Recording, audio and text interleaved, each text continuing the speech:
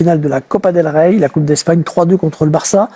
Un match dont, hélas, on ne peut pas vous proposer d'image. Mais Mbappé était sur le banc au coup d'envoi. Il est rentré à la mi-temps et il a été plutôt bon malgré la défaite des siens. Il a été l'un des meilleurs madrilènes, clairement, sur le terrain. Il a même marqué le but égalisateur sur coup franc direct, ce qui a suscité de nombreuses réactions sur Internet. Rappelez-vous du compte Twitter X, le compte X qu'on vous avait présenté il y a quelques semaines. Mbappé a-t-il déjà marqué sur coup franc direct? C'est comme ça qu'est intitulé ce compte. Eh bien, c'est un compte d'ailleurs qui se moquait gentiment des performances du Français sur cet exercice. Eh bien, donc, il a posté un tweet. Ce compte, c'est fini, dévasté le compte, qui n'a donc plus grand intérêt aujourd'hui, avant de réfléchir quand même à se réinventer en Mbappé a-t-il déjà gagné la Ligue des Champions? C'est peut-être le futur nom de ce compte. C'était évidemment à prendre avec le sourire. Mbappé a donc marqué, et donc c'est lors d'une finale qu'il a marqué, ce qui fait que lors des 4 finales disputées avec le Real Madrid, il a toujours été buteur. C'est un fait, c'est factuel, mais n'empêche que c'est vrai et ça compte. Vous l'avez pas trouvé si bon que ça hier dans le match? Écoutez, oui, il a fait des bonnes choses. Il est à l'origine du coup franc, il marque le coup franc. Mais je trouve qu'il a un déficit physique. Il n'arrive pas à répéter les efforts. Il y a une action qui m'interpelle. À un moment donné, Vinicius, c'est lui qui donne le ballon à Vinicius. Vinicius part au but. Il doit l'accompagner et il s'arrête. Alors je ne sais pas s'il peut pas faire l'effort, s'il peut plus faire l'effort. Je ne sais pas s'il a un problème ou si c'est tellement habitué à faire peu d'efforts qu'il n'en fait plus, quoi, tout simplement. Donc je ne sais pas. Je le trouve très bon quand l'équipe de Madrid gagne. Quand l'équipe de Madrid est plus forte, ou quand le Paris Saint-Germain était plus fort que l'adversaire, mais chaque fois que l'équipe en face est du même niveau, il est souvent transparent, sauf contre Manchester City. Tu sais, je suis retombée sur la finale de la Coupe du Monde 2022, et j'ai revu des images de Mbappé en 2022. Enfin, c'était 2023 du coup, parce que ça a été décalé. 22, décembre 2022. Et parce que c'était en décembre, voilà, pardon. Et en fait, je me suis rendu compte que, en fait, on a oublié. Mais je vous invite à regarder cette finale et de regarder le niveau qu'avait Mbappé et notamment le niveau athlétique. À la 80e. À partir du moment où il marque le but. Oui, mais il faisait les courses, Fred. Tu vois ce que je veux dire? Moi, je pense que ça s'est arrêté quand ils se font éliminer par le Real 3-1, quand Donnarumma il fait l'erreur sur Benzema. Je pense qu'il y a eu une cassure à ce moment-là. Ça, c'était avant. C'était avant. Pour moi, la cassure, elle est là. Parce que contre le Maroc, il est pas bon. Non, mais il fait quand même une Coupe du Monde énorme. À part ça, non, je suis pas d'accord qu'il fait pas une bonne Coupe du Monde. Non, pas du tout. Quart de finale, il est absent. Demi-finale, il est absent. Et en finale, il marque 3 buts il marque 3 buts dans 3 buts en finale de Coupe du Monde. C'est correct. Non, mais il y a le collectif aussi. Oui, après, oui. il demande le plus. Il marque le but. À partir de la 80, il marque le but. À ce moment-là, il est bon. Ce que je veux dire, c'est qu'il faisait énormément de différence. Et moi, je veux pas juste qu'on soit aveuglé par un coup franc et 3 prises de profondeur où il est excellent. Je suis d'accord. Mais rappelez-vous, je vous demande de vous rappeler du vrai Mbappé. Voilà, c'est tout. Juste un mot sur c'est Jules Koundé qui a marqué le but de la victoire hier pour le Barça. Beau but, Tout arrive. Le match qui était plutôt bon a été éclipsé par quand même tous les problèmes d'arbitrage.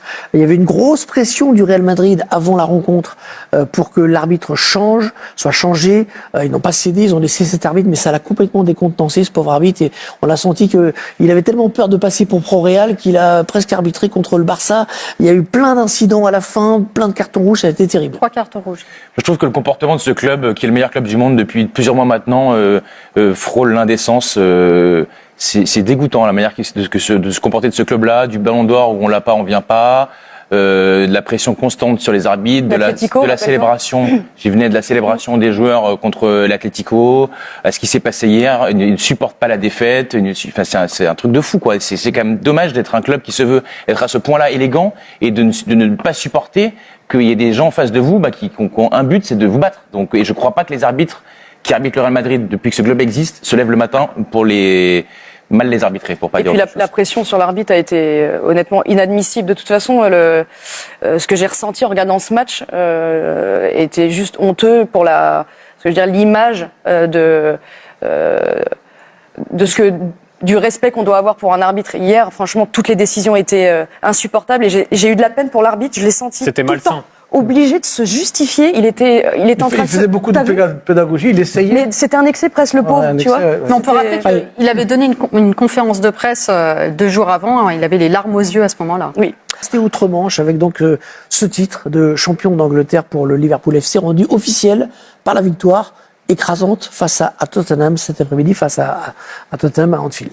Oui, c'était le match du sac. 35 ans que les supporters de Liverpool attendaient de vivre un titre avec du public dans le stade d'Anfield et quelques heures déjà avant le début de cette rencontre, lors de l'arrivée du car des Reds de Liverpool, il y avait une foule assez impressionnante, une ambiance exceptionnelle également lors du You'll Never Walk Alone d'avant-match. Et sur le terrain, eh bien, cette équipe de Tottenham en face, pendant quelques minutes, elle a un peu gâché la fête. Ouais, on failli gâcher la fête avec un but d'un ancien de la maison, Dominique Solanke, l'ancien attaquant de Liverpool qui a marqué le premier but. Mais pendant 4 minutes et 31 secondes, Liverpool n'a donc plus été virtuellement champion jusqu'à ce but de Luis Diaz, parce qu'il ne manquait qu'un point à Liverpool pour être officiellement champion. Et ensuite, la machine était lancée à l'image de ce but magnifique de McAllister. Une belle frappe pied gauche, magnifique. Le gaucher. Ouais, ils sont souvent spectaculaires ces buts, McAllister. En quelques minutes, Liverpool a tout retourné et va inscrire avant la pause un 3e but. Cody Gakpo. Tout en finesse. On a senti qu'ils étaient passés à la vitesse supérieure, parce que gagner le titre à la maison, ça n'a pas de prix. Donc je pense qu'ils vont accélérer pour vraiment fêter ça avec leurs supporters à la fin. Mais il manquait quand même une chose, un but du meilleur buteur, évidemment, de Liverpool, Mohamed Salah, 63e minute. Regardez son déplacement, comme il s'écarte, comme il est patient. Il se retrouve dans une situation très très favorable. Et ben, j'ai un peu de la peine pour l'arrière-gauche. L'arrière-gauche est patient aussi. Il est passif. Passif. Face au COP d'Anfield, son 28e but d'une saison extraordinaire réalisée par Mohamed Salah. Ah, il vaut cher, ce selfie. Je vais voler le téléphone, je crois. Le selfie, on l'a pas encore retrouvé sur les réseaux sociaux, mais j'imagine que ça ne va pas tarder. Il va entrer dans l'histoire également de ce club de Liverpool. Et Liverpool qui va inscrire un 5e but à la 69e minute. Non, ce n'est pas Salah, c'est Udogie contre son camp pour sceller ce succès. 5 buts à 1 et surtout commencer à fêter. Ça va durer pendant plusieurs jours, voire même plusieurs semaines, ce 20e titre de champion. Ouais, voilà le classement. Il n'y a plus grand-chose qui se joue. Tout est à peu près figé. Il y a les À part la course à la Ligue des Champions, qui est plutôt palpitante. On les connaît. Puis pour la descente, c'est fait aussi. Les Spurs, petite parenthèse, 16e. Tottenham 16e de ce classement. C'est assez étonnant. Il y aura une parade dans les rues de Liverpool dans les jours à venir? Sur un bus comme ils aiment? J'imagine que oui. Ça fait un petit moment qu'ils attendent ça. Ils adorent faire la fête, les fans de Liverpool déjà, et avec toute l'attente qu'il y a eu autour de ce sac, j'imagine que il y aura quelque chose d'officiel. Déjà, il y aura la remise du trophée le 25 mai lors de la dernière journée à domicile contre Crystal Palace. Donc là, il y aura le trophée qui va être soulevé et la parade sera sans doute. J'ai vu qu'il y a des personnes qui avaient posé des congés demain pour pas aller au travail. Malgré tout. Le jeu, bien sûr, mais je veux dire, il n'a pas bénéficié de l'apport de recrues qui auraient été. Et ses premiers titres de champion pour Ibrahima Konaté qu'on va retrouver avec Joris Sabi. Exceptionnel, on a vu ce You'll Never Walk Alone qu'on a vécu en direct, celui post-match.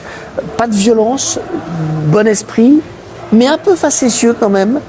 Certains supporters de foot anglais, racontez-nous ce qui s'est passé en marge de cette rencontre qui est assez incroyable. C'est une histoire assez exceptionnelle.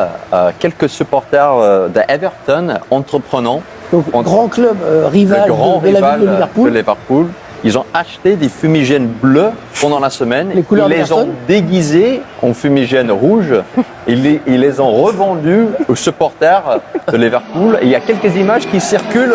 Là, c'est dans le stade, avant le coup d'envoi. Ça, c'est pendant le You'll Never Walk Alone. Un fan de Liverpool qui craque un fumigène en pensant que c'est un fumigène rouge. Mais en fait, non. C'est un fumigène Everton. Donc, bravo. Bravo à ces supporters des Toffees. Et on disait tout à l'heure combien c'était important de revenir à la hauteur de Manchester United dans le palmarès 20e titre. Le plaisir est... Merci de vous abonner et de liker les vidéos juste pour vous donner une information. Le Brésil s'attend à ce que Carlo Ancelotti devienne leur nouvel entraîneur avant la Coupe du Monde des clubs et non après, avant la Coupe du Monde des clubs.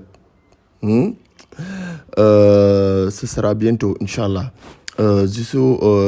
Jurgen Klopp aussi a reçu 2 appels du Real Madrid. C'est Marca qui nous a donné l'information.